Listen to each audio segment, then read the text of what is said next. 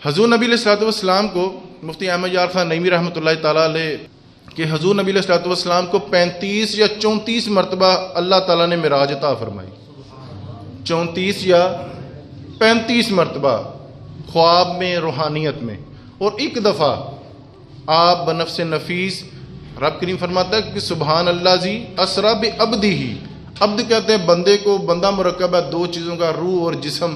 تو روح کے ساتھ بھی گئے، یعنی کہ یہ روحانی معراج بھی ہوئی تو جسمانی بھی ہوئی. یہ جسمانی معراج بھی ہے اور روحانی معراج بھی ہے. اور یہ حضور بنفس نفیس خود گئے ہیں. اس پہ کبھی دلائل ہیں کہ کیسے گئے تھے، بھئی دلائل موجود ہیں. جب رب کریم نے اتنی بڑی مہر لگا دی کہ سبحان اللہ زی، یہ تو حضور کا دعویٰ ہے ہی نہیں. اچھا چلیں مفتی صاحب کی کسی مولانا کی بات مان بھی لیتے ہیں کہ چلو وہ خواب میں ہی گئے تھے، خواب میں ہی گئے تھے.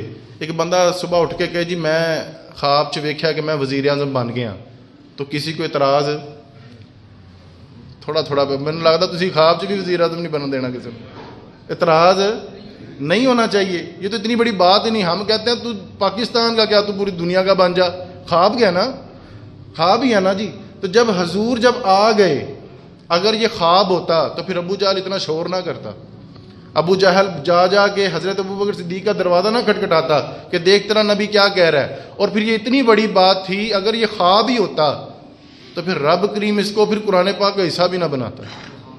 خواب ہے وہ. اگر حضور آگے کہتے کہ میں رات کے کچھ حصے میں گیا ہوں اور واپس بھی آ گیا ہوں، میں نے مسجد اقصیٰ بھی دیکھی، لامقام بھی دیکھے، اللہ تعالیٰ کے جلوے بھی دیکھے، اور میں راتوں رات واپس بھی آ گیا ہوں، اگر یہ خواب ہوتا تو ابو جہل کہتا ٹھیک ہے جا سکتے ہیں آپ.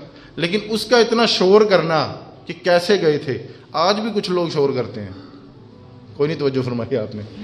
آج بھی لوگ دلائل ڈھونڈتے ہیں کہ کیسے ہم نبی کی شان کو کم کریں معاذ اللہ.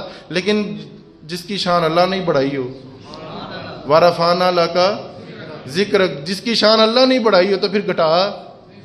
تو یہ اعتراض جو تھا، اب دیکھیں ایک وہ اعتراض کرتے ہیں کہ وہ 9 دفعہ آئے گئے، نمازیں جب ملی، نماز کا تحفہ جب ملا تو حضور 9 دفعہ آئے. پھر 9 دفعہ حضرت موسیٰ نے چھٹے آسمان سے کہا کہ تہاڈی امت نے انیاں نمازاں نہیں جی پڑھنیاں، جاؤ کٹ کرا گیا. وہ 9 دفعہ گئے، 9 دفعہ آئے، 9 دفعہ گئے، 9 دفعہ آئے. اعلیٰ حضرت فرمانے لگے کس کو دیکھا یہ موسیٰ سے پوچھے کوئی. آنکھ والوں کی ہمت پہ لاکھوں سلام. حضرت موسیٰ نے ایک تجلی دیکھی تھی تو بے ہوش ہو گئے تھے. تو حضور کی یہ شان ہے کہ وہی تجلی جس کو دیکھیں اور حضرت موسیٰ بے ہوش ہو جائیں، وہ تجلی حضور نے 9 دفعہ کیا پتہ نہیں لامکاں کی کتنی بلندیوں پہ حضور کا کتنی دفعہ دیدار کیا ہوگا. وہ تجلیاں وہ اعتراض کیا جی کہ وہ تو گئے تھے، وہ تو حضرت جو ہے وہ کہتے ہیں کہ اگر حضور کا علم غیب پہ انہوں نے اعتراض کیا کہ اگر حضور کو پتہ ہوتا تو حضور پہلے ہی نہ معاف کرا لیتے. یہ 9 پھیرے لگانے کا کیا مقصد تھا؟ تو ہمارے علماء کرام نے لکھا ہے کہ یہ تو اعتراض نبی پر نہیں کر رہا تھی، وہ اللہ پہ بھی کر رہا ہے. اللہ کو نہیں سی پتا انہوں نے 9 دفعہ آنا ہے. بولنے تو صحیح ہے، اللہ کو نہیں پتا تھا. اللہ عالم الغیوب ہے نا جی، سارے غیب کا ہے نا اللہ کو پتا. تو کیا اللہ کو نہیں پتا تھا؟ ہم کہتے ہیں وہ نادانو، یہ بھی حسن ہے. کون محبوب چاہتا ہے کہ آج اس کا محبوب چلا جائے؟ وہ جو 9 دفعہ آنا اور جانا تھا، رب کریم فرماتا تھا کہ وہ میرے محبوب تم میرے جلوے دیکھ، میں تیرا حسن دیکھتا ہوں. اور یار اس کا حسن تو محسوس کرے. وہ جو حضرت موسیٰ چھٹے آسمان پر کھڑے تھے، حضور 9 دفعہ گئے، 9 دفعہ آئے. حضرت موسیٰ فرماتے ہیں، یہ مسلم شریف کی حدیث ہے، حضرت موسیٰ کے یہ بڑے خوبصورت لفظ، وہ جب حضور جب جاتے تھے اور وہ جلوہ دیکھ کے رب کریم کا واپس آتے تھے، اس جلوے کی چمک میں نبی کی آنکھوں میں دیکھتا تھا. یہاں پر اعلیٰ حضرت بولے نا کہ کس کو دیکھا یہ موسیٰ سے پوچھے کوئی، آنکھ والوں کی ہمت پہ لاکھوں سلام. یہ ہمارے اعلیٰ حضرت نے کتنے خوبصورت شعر لکھے. اس کے بعد پھر ایک اگلا اعتراض کرتے ہیں. حضرت امام جلال الدین سیوطی رحمۃ اللہ تعالیٰ علیہ آپ فرماتے ہیں کہ ایک صحابی نے حضور نبی علیہ الصلوۃ والسلام سے پوچھا کہ حضرت ابوبکر صدیق کی کوئی بات بتائیں. حضرت ابوبکر صدیق کی کوئی بات بتائیں. حضور فرمانے لگے یہ میرا عمر ہے، حضرت جبریل امین 950 سال ان کی شان بیان کریں تو شان پھر بھی مکمل نہیں ہو سکتی. وہ صحابی بڑے سیانے تھے، خاموش ہو گئے. فرمانے لگے یا رسول اللہ آپ مختار کل ہیں، آپ کی بندہ نوازی ہے، پر میں نے تو حضرت ابوبکر صدیق کا پوچھا تھا، آپ نے شان حضرت عمر فاروق کی بتا دی۔ تو حضور پھر فرمانے لگے یہ میرا عمر ہے، اس کی شان حضرت جبریل امین، کوئی عام بندہ نہیں، فرشتہ، اور فرشتہ بھی فرشتوں کا سردار حضرت جبریل امین علیہ الصلوۃ والسلام بیان کریں 950 سال، تو پھر بھی میرے عمر کی شان ختم نہیں ہو سکتی، یہ تو بڑھتی جانی ہے۔ تو وہ صحابی بڑے سیانے تھے، حضور سے فرمانے لگے یا رسول اللہ میں حضرت ابوبکر صدیق کا پوچھتا ہوں، آپ حضرت عمر کا بتا دیتے ہیں۔ تو حضور فرمانے لگے اور یار تجھے ابھی بھی سمجھ نہیں آئی، عمر میرے ابو بکر کی ایک نیکی میں سے ایک نیکی ہے، ایک نیکی میں سے ایک نیکی میں، ساری نیکیوں کا کیا عالم ہوگا حضرت ابوبکر صدیق کی جو شان ہے۔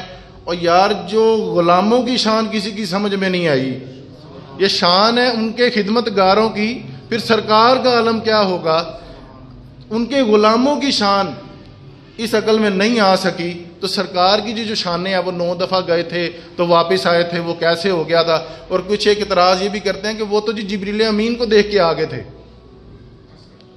وہ تو حضرت جبریل امین کو دیکھ کے واپس آ گئے تھے۔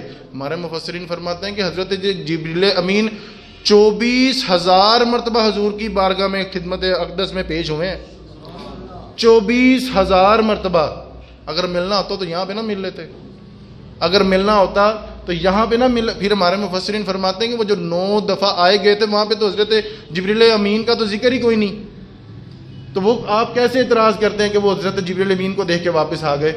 تو یہ شان ہے ان کے خدمت گاروں کی، سرکار کا عالم کیا ہوگا، کوئی حد ہے ان کے عروج کی، بلغ العلا بے کمال ہی۔ اس کے بعد حضرت سعد بن ابی وقاص رضی اللہ تعالیٰ عنہ، آپ فرماتے ہیں کہ ہم جنگ میں تھے، یہ بات میں نے پچھلے جمعے بھی کی تھی، لیکن سرکار دیا گلاں نے جی ماشاءاللہ جدوں بھی کرو گے نواں ہی رنگ ملے گا۔ آپ فرماتے ہیں کہ جب میں نے قادسیہ فتح کیا، جب ہم نے ایران کی طرف پڑاؤ ڈالا نا، تو ایران کا بادشاہ تھا رستم، اس نے اپنے 2 جاسوس بھیجے، یار یہ دیکھو تو صحیح یہ کس نبی کو ماننے والے ہیں، کس نبی کے غلام ہیں۔ وہ ایک اشارہ کرتے ہیں، نہ دن دیکھتے ہیں، نہ رات دیکھتے ہیں، نہ دریا دیکھتے ہیں، نہ سمندر دیکھتے ہیں، بس گھوڑے دوڑا دیتے ہیں۔ تو جاسوس 2-4 دن ان کے درمیان رہے، ان کا رہن سہن دیکھا، ان کا کھانا پینا دیکھا، تو پھر واپس آ کے اپنے بادشاہ کو پتہ کیا کہنے لگے، تاڑے واسطہ کام نہیں جی انہوں نے زیر کرنا، تاڑے واسطہ کام ہے ہی نہیں۔ وہ جب مسلح بات کرتے ہیں نا، جب مسلح بات کرتے ہیں، اس طرح لگتا ہے جیسے دنیا ختم ہے، اب ایک ان کا رب ہے اور ایک وہ ہے جو سجدہ کر رہے ہیں۔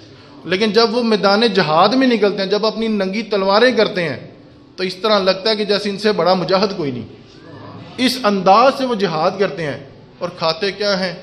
سرکہ اور کھجوریں، وہ سرکہ اور کھجوریں کھا کے، یہ شان ہے ان کے خدمت گاروں کی، سرکار کا عالم آج میں تو فکرہ رٹا کے جانا ہے، یہ شان ہے ان کے خدمت گاروں کی، سرکار کا عالم کیا ہوگا، کوئی حد ہے ان کے عروج کی، بلغ العلا بے کمال